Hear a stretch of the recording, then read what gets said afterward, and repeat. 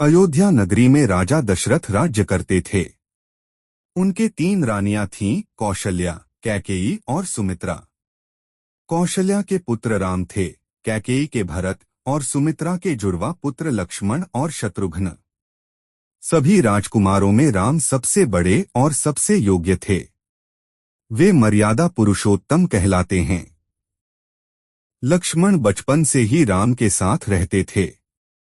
वे राम को अपने ईश्वर के रूप में मानते थे और उनके प्रति पूर्ण समर्पित थे। जब राम को 14 वर्षों का वनवास मिला तो लक्ष्मण ने अपने बड़े भाई का साथ निभाने की ठानी। लक्ष्मण ने अपनी पत्नी उर्मिला को त्याग कर राम और सीता के साथ वन जाने का निश्चय किया। यह त्याग दर्शाता है कि वह अपने कर्तव्य और प्रेम में कितने समर्पित थे। वन में उन्होंने राम और सीता की सेवा की, उनके लिए कुटिया बनाई, जंगल की रक्षा की और हर पल राम की सहायता करते रहे। वनवास के दौरान लक्ष्मण ने कभी नींद नहीं ली। उन्होंने 14 वर्षों तक जागरण करके अपने भाई की सेवा की। कहते हैं कि उन्होंने निद्रा देवी से विनती की थी कि वह उन्हें वनवास के समय नींद न दें, ताकि वे राम और सीता की रक्षा कर सकें। लक्ष्मण का यह व्रत, उनका समर्पण और अनुशासन उन्हें एक आदर्श भाई बनाता है। एक दिन राक्षसी शूर्पणखा राम से विवाह का प्रस्ताव लेकर आई, लेकिन राम ने सीता के प्रति अपनी निष्ठा जताकर उसे अस्वीकार कर दिया। जब वह लक्ष्मण के पास गई और लक्ष्मण ने उसका मजाक उड़ाया तो वह क्रोधित होकर सीता को मारने दौड़ी।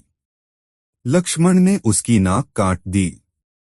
यह घटना रावण के क्रोध का कारण बनी, जिसने बाद में सीता का हरण कर लिया।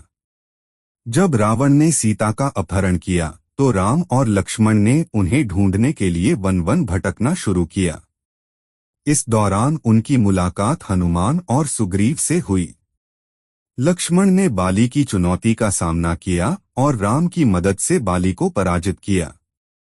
इसके बाद उन्होंने वानर सेना के साथ मिलकर समुद्र पार किया और लंका पहुंच गए।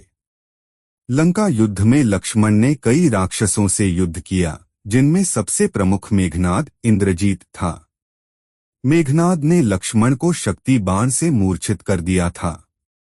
यह एक अत्यंत गंभीर स्थिति थी। तब हनुमान संजीवनी बूटी लेकर आए और लक्ष्मण की जान बची। इसके बाद लक्ष्मण ने पुनः मेघनाद से युद्ध किया और उसे मार गिराया। यह युद्ध लक्ष्मण की वीरता और शक्ति का प्रतीक है। युद्ध समाप्त होने के बाद राम, लक्ष्मण और सीता अयोध्या लौटे। राम का राज्याभिषेक हुआ। लक्ष्मण ने हमेशा की तरह अपने भाई के साथ खड़े होकर हर कार्य में सहायता की। लेकिन समय ने फिर परीक्षा ली। बाद में जब राम अयोध्या के राजा बने, तब एक बार यमराज राम से मिलने आए और यह शर्त रखी कि उनकी बातचीत में कोई बाधा नहीं आए। राम ने लक्ष्मण को दरवाजे पर नियुक्त किया और कहा कि यदि कोई अंदर आए तो वह अपने प्राण त्याग देंगे। दुर्भाग्य से एक ऋषि अंदर आ गए। राम को अपनी प्रतिज्ञा निभानी थी। उन्होंने लक्ष्मण से कहा कि उन्हें मृत्यु वरण करना होगा। लक्ष्मण ने अपने भाई के आदेश को धर्म मानकर सरयू नदी में जल समाधि ले ली।